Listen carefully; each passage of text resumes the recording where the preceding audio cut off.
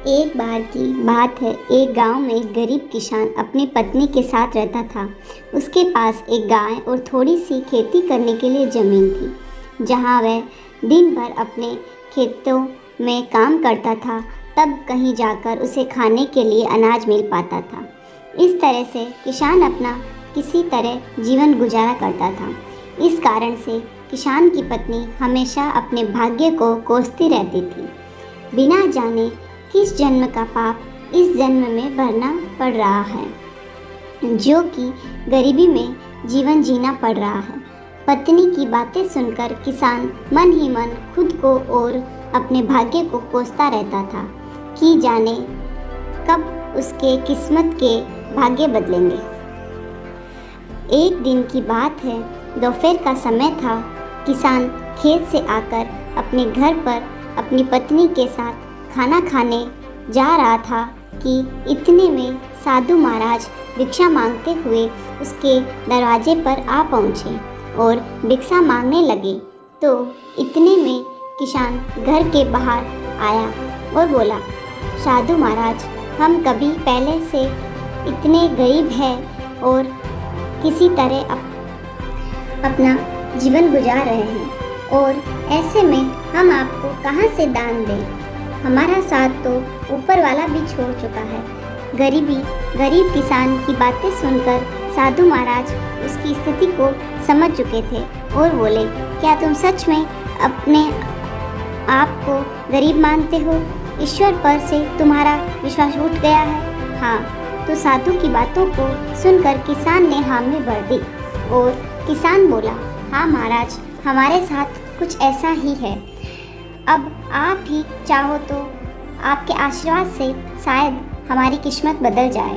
तो किसान की यह बात सुनकर साधु महाराज ने कहा, ठीक है, जैसा हम कहते हैं ठीक वैसे ही करते जाओ। तो गरीब किसान बोला, क्या करना होगा हमें जिससे हमारे अच्छे दिन आ जाए, जिससे हमारी गरीबी दूर हो जाए? तो साधु महाराज बोले, ठीक है, अब से वह काम करना पड़ेगा जिससे ईश्वर प्रसन्न हो। सबसे पहले अपनी गाय को बेच दो और गाय से मिले पैसों से अनाज खरीद कर ले आना। साधु की यह बात सुनकर किसान भौचक्का रह गया। उसके पास अपनी खेत की ज़मीन और यही गाय तो सारा है, और इसे ही बेच देगा तो फिर क्या करेगा क्या? तो साधु उससे समझाते हुए बोले, अगर मेरे बताए हुए रास्ते पर चलने से तुम्हारा कुछ भी नुकसान होता है तो उसकी भरपाई मैं कर दूंगा। अब जो कहता हूँ वैसा करते जाओ। तो किसान फिर आधे अधूरे मन से डरते डरते अपनी गाय को बेच आया और उनसे मिले पैसों से खाने पीने का राशन ले आया, और फिर साधु के कहने पर किसान और उसकी पत्नी ने मिलकर भोजन तैयार किया, जिसके बाद वह राहगीर चलते हुए लोगों को बुलाने लगे और भगवान के प्रसाद के रूप में भोजन कराने का आग्रह करने लगे।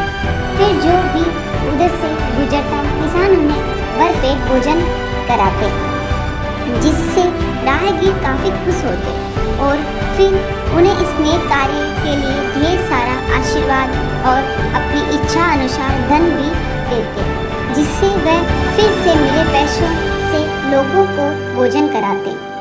इस तरह साधु महाराज के कहने पर यह रोज का सिलसिला चलने लगा।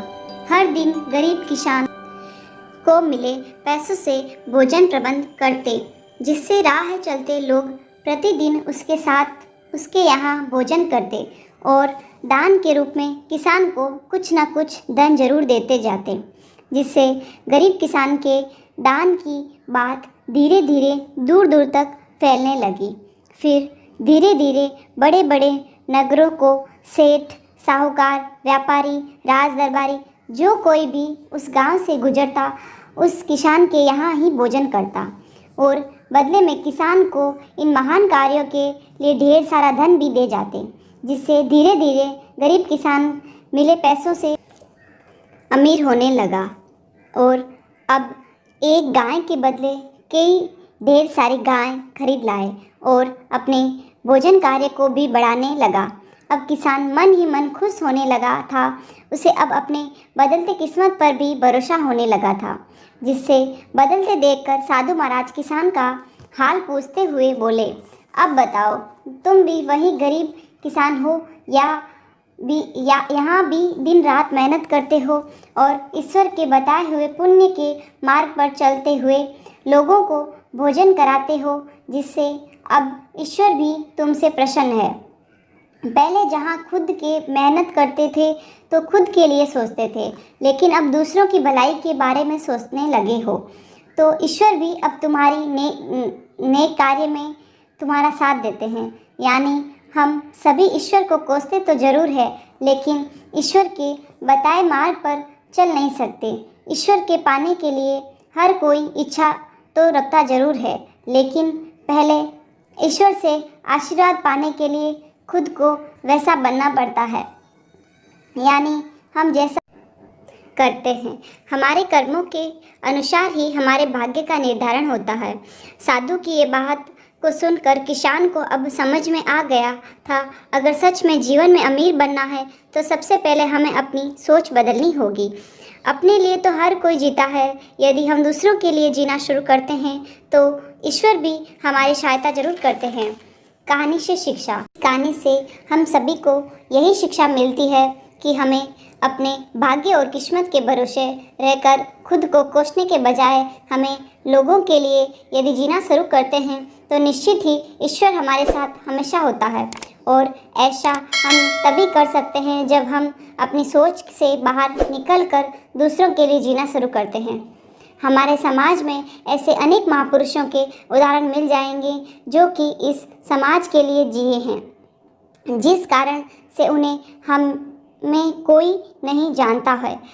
जो सिर्फ अपने लिए जीते हैं वह अपने जीवन को एक निश्चित ही दायरे में जी कर जाते हैं, फिर उनको कोई नहीं याद करता। कि जो लोग समाज के लिए जीते हैं वह इतिहास बनाकर भले ही इस दुनिया से चले जाते हैं, वह हमेशा सबके लिए याद रहते हैं। इस तरह अगर हमें भी जीवन में आगे बढ़ना है तो अपनी सोच बदलनी होगी।